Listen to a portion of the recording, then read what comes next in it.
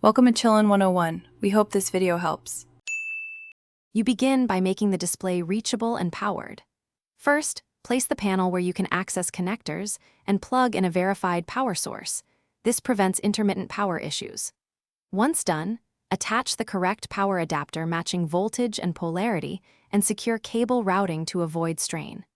Make sure to have a working input cable and a test device at hand so you can immediately confirm signal delivery after initial power-up. Now you connect the video signal and configure the image. Plug the HDMI or DisplayPort cable into both devices, using an adapter if needed.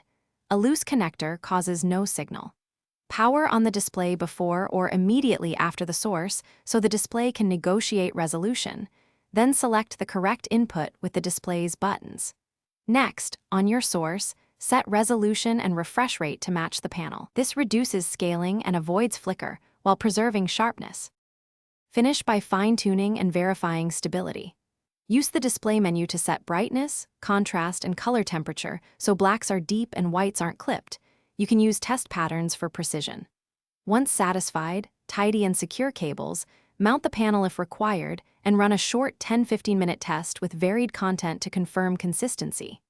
If things go wrong, check the power indicator first, swap cables or devices to isolate the fault, then perform a factory reset if necessary.